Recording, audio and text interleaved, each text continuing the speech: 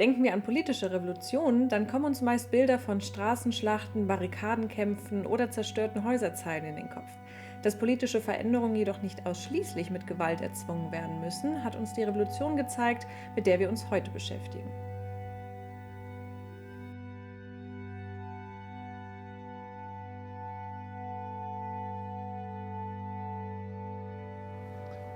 Die Rede ist natürlich von der friedlichen Revolution von 1989, mit der die DDR endete und die den Weg zur deutschen Einheit ebnete. Und damit herzlich willkommen bei unserer 4. und letzten Folge zum Thema Revolutionen. Ihren Anfang nahm die Revolution eigentlich schon Ende der 1970er Jahre. Unter dem Schutz der Kirche organisierten sich zahlreiche Bürgergruppen in Opposition zur DDR-Regierung. Warum denn gerade zusammen mit der Kirche? Ich dachte, im Sozialismus ist die Religion nur Opium des Volks.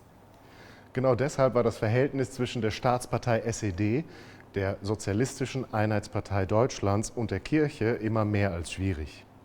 Verbieten konnte die SED die Kirche nicht, aber sie konnte sie einschränken und schikanieren. Zugleich betrieb die SED eine starke Verweltlichung und ersetzte religiöse Rituale durch staatliche. Beispielsweise ersetzte die Jugendweihe die Kommunion bzw. die Konfirmation.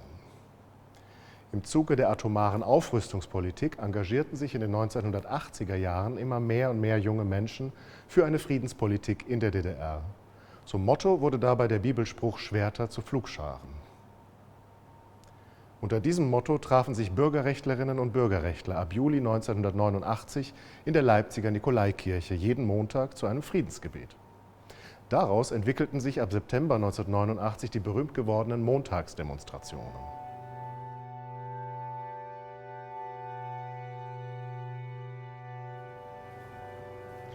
Knapp 10 Jahre zuvor hatte sich in Polen die Gewerkschaft Solidarność gebildet, die nicht nur von polnischen Intellektuellen unterstützt wurde, sondern auch von Papst Johannes Paul II. Obwohl die Gewerkschaft bereits 1981, nur ein Jahr nach ihrer Gründung, verboten wurde, lebte sie im Untergrund weiter. Solidarność stellte den Machtanspruch der kommunistischen Regierung in Frage, die von sich sagte, sie allein könnte den Willen des polnischen Volkes repräsentieren. Der Schlüsselmoment waren jedoch die Kommunalwahlen der DDR im Mai 1989. Am Wahlabend des 7. Mai wurden die offiziellen Ergebnisse bekannt gegeben. Nur 98% der Wahlbeteiligten hatten mit Ja für die Abgeordneten der Volkskammer gestimmt. Das war das schlechteste Ergebnis, das die SED-Regierung jemals bei Wahlen erzielt hatte. Nur? Das ging doch auch nicht mit rechten Dingen zu. Und was waren die Gründe für die so schlechten Ergebnisse? Zum einen hatte es mit der wirtschaftlichen Notlage zu tun, in der sich die DDR seit einiger Zeit befand. Auch verweigerte die SED notwendige Reformen, sodass Unzufriedenheit in der Bevölkerung mehr und mehr stieg.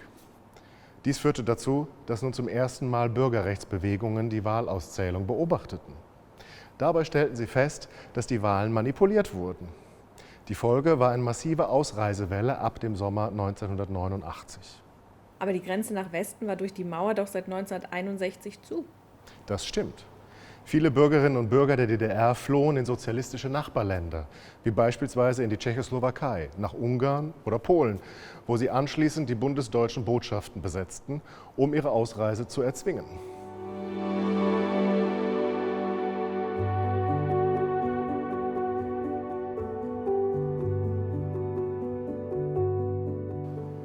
Gleichzeitig formierten sich ab Herbst 1989 immer mehr Oppositionsgruppen, wie etwa das Neue Forum, die eine Demokratisierung der DDR verlangten.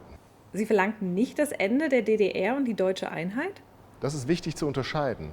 Tatsächlich forderten die meisten Oppositionsbewegungen nicht das Ende des Sozialismus oder das Ende der DDR als Staat. Sie verlangten schlicht die Grundrechte, die ihnen in der Verfassung der DDR seit 40 Jahren versprochen waren. Das sieht man auch hier auf den Plakaten. Erst nach dem Mauerfall begann sich der Gedanke zu etablieren, die Bundesrepublik und die DDR als einen Staat zusammenzuführen. Das sieht man auf diesem Plakat, das später entstanden ist, als die anderen hier gezeigten. Und was war die Reaktion der DDR-Regierung auf diese immer lauter werdenden Proteste? Die DDR-Regierung versuchte mit aller Kraft, die Flüchtlingsströme und Protestaktionen einzudämmen. Doch darf nicht vergessen werden, in welcher Situation sich die DDR im Sommer und Herbst 1989 befunden hat. Die Wirtschaft lag am Boden und seit Juli fehlte es der Regierung an einer klaren Linie, nachdem Erich Honecker aus gesundheitlichen Gründen sein Amt nicht mehr ausüben konnte. Was den Demonstrantinnen und Demonstranten jedoch besonders half, war der Politikwechsel innerhalb der Sowjetunion unter Michail Gorbatschow, der ab 1987 Glasnost und Perestroika versprach, also Offenheit und Umbau der Sowjetunion. Doch in der DDR wurden diese neuen Leitlinien nicht eingeführt. Anfang November spitzten sich die Proteste dann mehr und mehr zu, sowohl in Leipzig wie auch in Ost-Berlin auf dem Alexanderplatz. Um ein Ende der Proteste herbeizuführen und quasi den Druck aus dem Kessel zu nehmen, entschied sich die SED schließlich am 9. November, den Bürgerinnen und Bürgern der DDR ein Grundrecht wiederzugeben, das sie ihnen mit dem Mauerbau 1961 praktisch entzogen hat, nämlich die Reisefreiheit.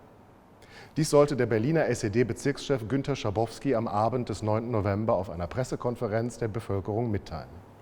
Die Szene ist heute legendär. Hierbei kam es zu einer Fehlkommunikation.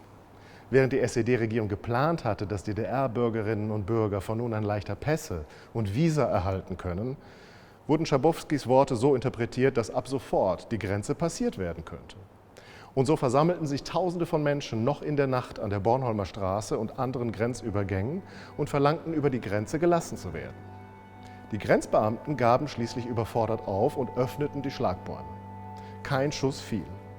Und damit war zum ersten Mal in der deutschen Geschichte eine Revolution auf friedlichem Weg geglückt. Aber das war nur der Anfang einer rasanten Entwicklung.